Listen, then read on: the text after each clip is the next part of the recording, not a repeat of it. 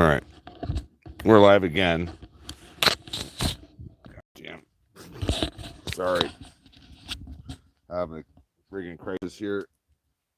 Wardrobe malfunction.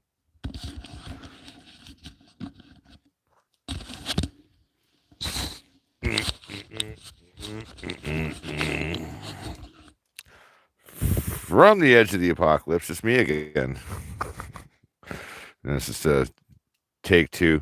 I don't know how choppy this is going to be. I'm just trying it on the YouTube platform rather than Restream. I don't know how good this is going to be either. Still, again, this is just a speed test. I want to see how it looks. It was choppy as hell, embarrassingly so. Anyway, Andrew Cossey says smooth. Nice. Thanks, Andrew. Yeah. We're out here in Caslow.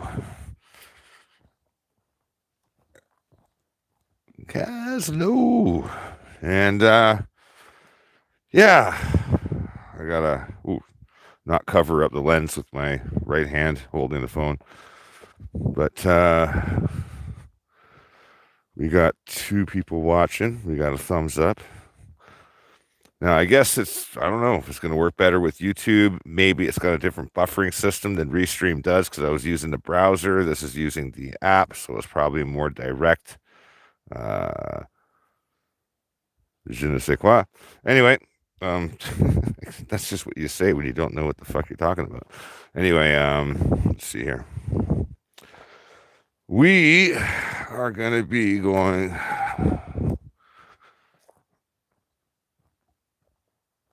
into this. We're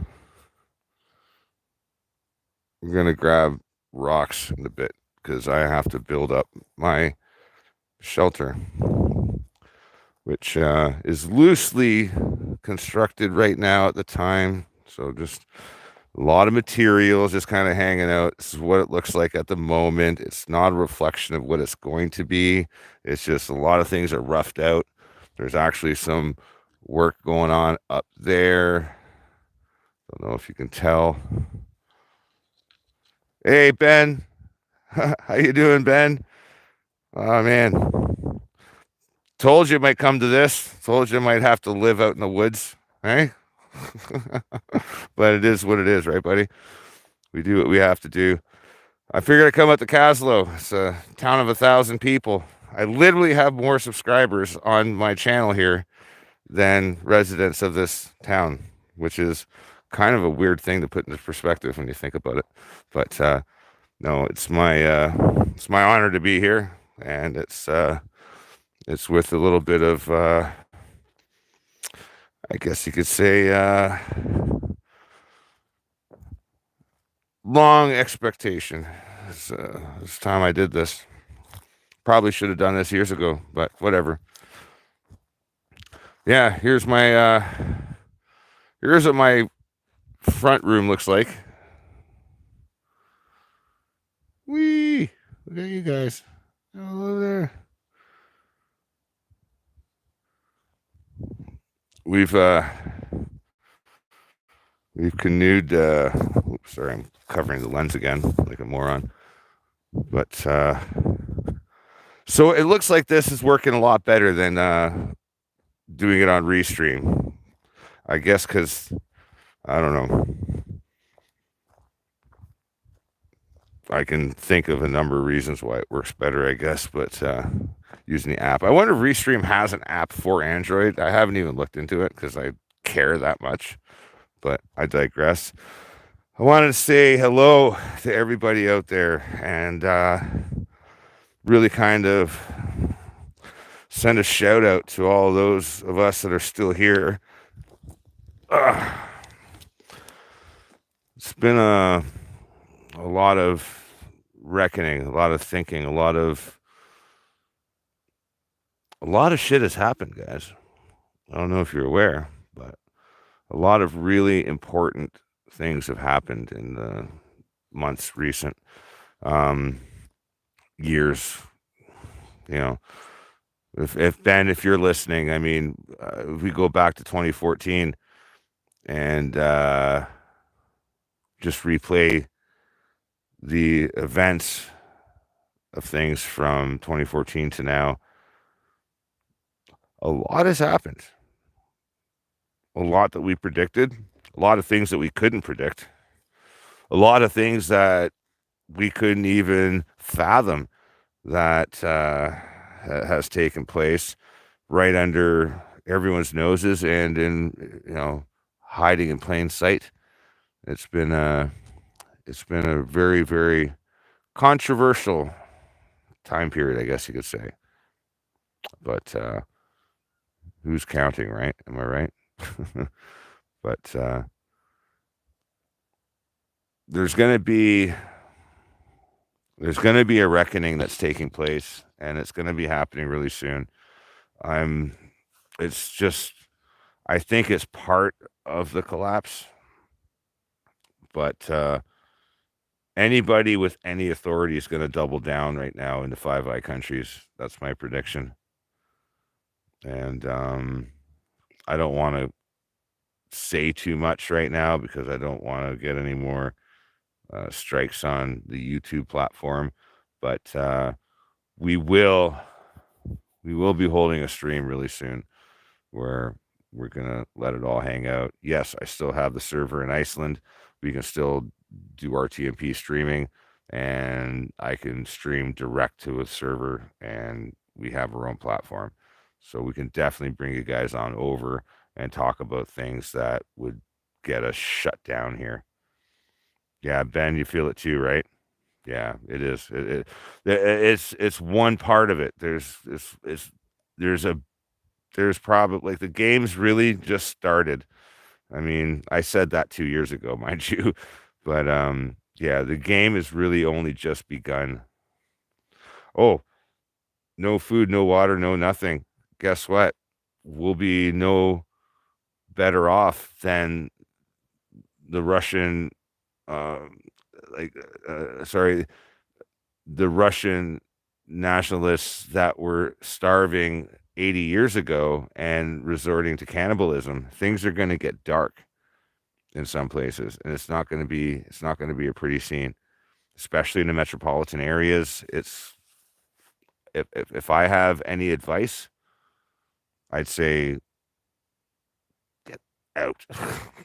Get out of the metro areas unless you own property and you can do something that will benefit a large portion of the city that you live in.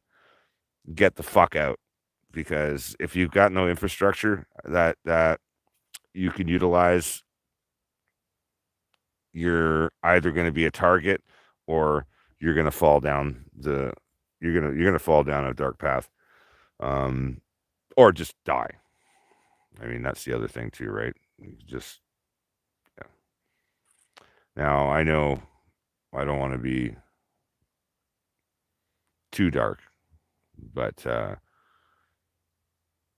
the collapse has already started. It's already happening, and we're watching it unfold in front of our eyes. It's not something that happens overnight, although there might be calamities and things that do happen overnight. Asteroid strike, somebody hits the little red button, in Russia, China, North Korea. I don't know, take your pick. There's all sorts. I mean, like, I'm really just filibustering right now. Like, it's in a weird sense, I'm a little bit, like, cynical about it, but at the same time, I'm comfortable. I'm comfortable with myself. I'm comfortable with God. I'm comfortable with the universe. I'm comfortable with all of this, in the sense that what people have to reframe in their minds is that we do live in the most wonderful and the easiest era of human history. You know, a lot of people take it out of perspective because of all the propaganda and what's happening in the media, and you know, yeah. Yeah, Ben. Yeah, I hear what you're saying. So he says he doesn't feel sorry for those who don't see. No, I agree in a large sense. But at the end of the day, many hands make lighter work, and just because they can't see doesn't mean that they won't see. And I think we have to kind of, you know, take off our onesies and become, complimentary. We have to we have to kind of do the thing that we don't want to do, and that's talk to dummies. It's not their fault, but the dummies are just dummies. What can you do? It's okay, and I think we have to not be tolerant, but we have to be what's the word, nurturing in a sense. Now, I don't mean obligatorily nurturing. I mean where we see, this is something that we have to do on scale of, I don't know, we have to use discernment and pick our battles and such. But I mean, people will shine out. They're going to have qualities, and they just might not be on the right path. And yeah, I don't disagree with that, Ben. Said there's us of God's army and them. Yeah, but that sounds a whole lot like George Bush, doesn't it? Sorry, I don't mean to be a jerk, but I don't mean to be a jerk when I say that. It sounds like what George Bush said. Either with us or against us. It's to a degree, it's very binary like that, especially in these non-binary times. But I digress. No, really, we're we're at a really, really crazy point. All the things that we talked about back in 2014, 2015, 2016, all these conspiracy theories. Well, who would have known that 9 out of 10 of them were all right? Who would have known that we were shouting from the rooftops for an actual reason? And it wasn't because we're crazy. Well, probably we're crazy. Probably we're crazy on top of everything else. But uh,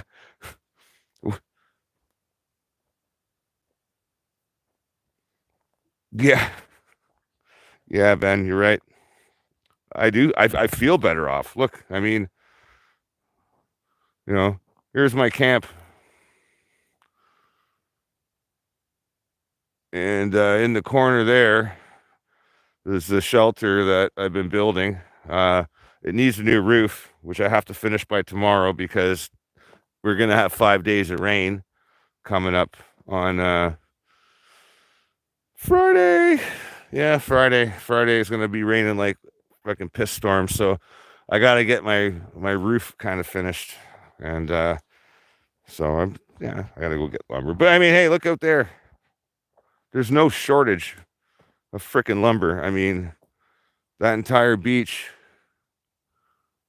has it all laid out over there, and oh yeah, not to mention trees. Lots of freaking trees. But again, I digress. Um,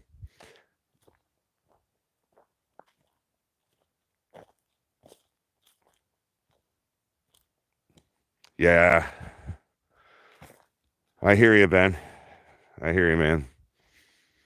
Fucking yeah, I had to make a decision. Like when I was in Kelowna, I could have I could have gone and just moved and got a new apartment, but I didn't want to. Oh, I also have my dog, and I had to find a dog friendly place. And I was just thinking of all of the aspects of the city. I'm like, what? Why am I going to do this? Um, Stick around in a place. It's like a hot zone. It's you know, Kelowna's been getting strange, and I mean, I don't hate Kelowna in an end of itself. I don't hate the place, but I hate what I see the people, the majority of the people there are really becoming like almost, maybe it's me, I don't know, but it's almost xenophobic in a sense, like um not to race or to people, but to ideology, if that makes any sense. And I think that's happening everywhere. I think that's happening almost all over the place, by and large. That was the demoralization factor that what's his nuts was talking about, the ex KGB guy that defected back in the 80s, 90s. A lot of the things that he spoke of, and you guys know I've spoken about him before, and I always forget his fucking name, but it's interesting how in one generation we have demoralized not just one nation. This isn't about demoralizing the United States or Canada. Like, the entire flipping planet's been demoralized to the point where, like, if you're under the 5 eye influence, it's unbelievably overpowering. And all the tools are against us in the first place. They always have been. And any tools that present themselves end up becoming like completely and totally, either planted or bugged or put in place to set a trap or a honeypot or this or that, or just some scumbag wants to get rich. I mean, we're living in a strange world, and it's probably no different than it was in the 1300s. Just we got cooler phones, to be honest. But yeah, I mean, if you want to look at things in terms of history, like, we do live in probably one of the coolest times to be alive as far as like the tech and science goes. I'm not a believer that all tech is bad. I think intentions are bad or good, depending on those who wield them. So, hey, I'm not anti-vax. I've said it before and I'll say it again. I'm not anti-vaccine.